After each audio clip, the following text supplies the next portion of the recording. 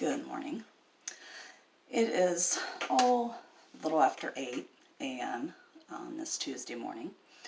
I apologize, I'm just now getting back with you for the part 2 of the hot fudge lava cakes. I was a little under the weather yesterday, most of the day, and I have a farmer's market this afternoon, so I've been up since a little before 4 a.m. baking for it. But I wanted to take a pause in that and finish these hot fudge lava cakes.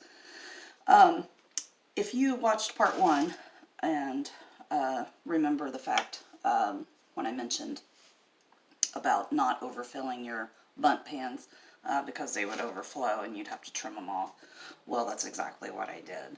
So I'm going to take my handy dandy cake trimmer.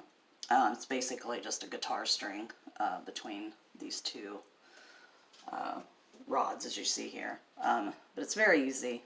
As you see, this is not quite even. It's not going to sit well in the pan if I don't trim it. And that's how easy it is. So we'll just do this other one here real quickly.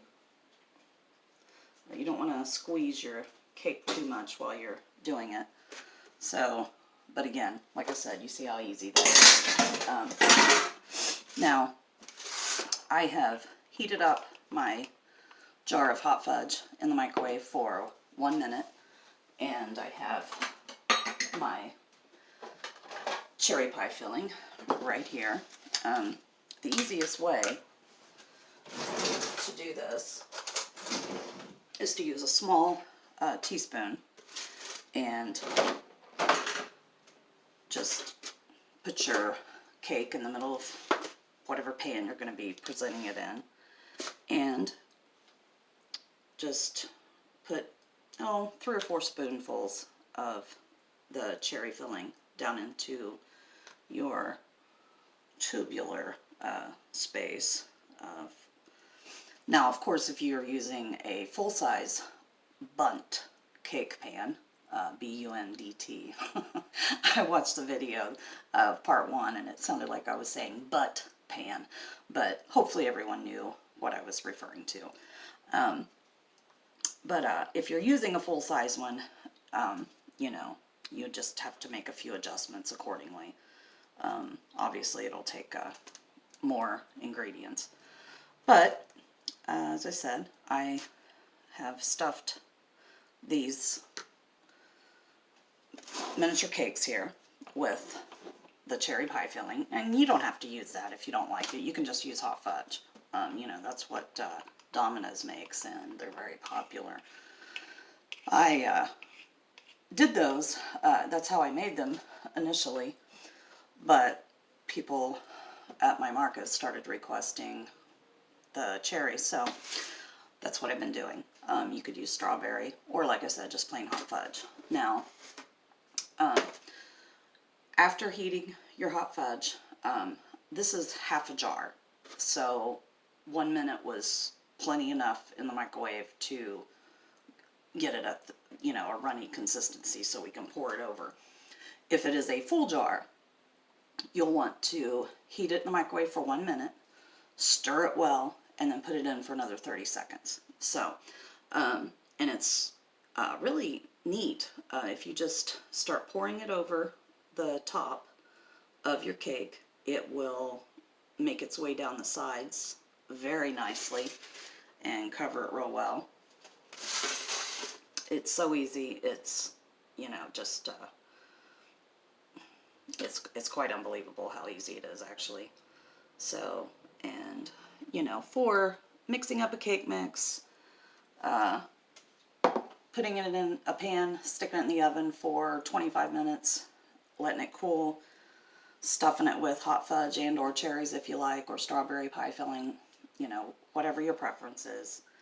I mean, it's just, it's an amazing dessert that takes very, very little effort. And quite often what I do after icing the actual cake with the hot fudge, I dip with the spoon just some of the filling without the cherries, and just let it run down the sides of the cake. I will tell you though, if you do it while the hot fudge is still hot, like I'm doing right now, it kind of tends to blend with the hot fudge and isn't quite as visible. So if you want that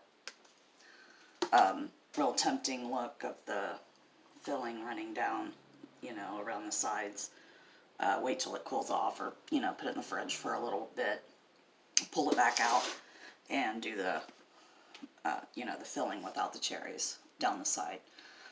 It'll work out real well for you and be very pleasing to look at, which, we all know appearance is just as important as taste. You can mess up a recipe looks-wise. Maybe it'll still taste the same, but if it doesn't look the same, and if you're trying to sell the product, as I do at these markets and festivals and so forth, people are going to use that as an excuse not to buy it, and think, well, that doesn't look very professional, so let me just move on. So at any rate, that's all there is to it. Thank you for watching. I'm not very far away from being able to go pro on YouTube. Been doing this now for almost 2 years. They've been putting commercials on my videos for over a year now. But because I wasn't at the level of eligibility, as they call it, with my number of subscribers, viewing hours, so on and so forth, I have not been getting revenue for that. But I'm almost there. So if you haven't already subscribed, I really appreciate your subscription.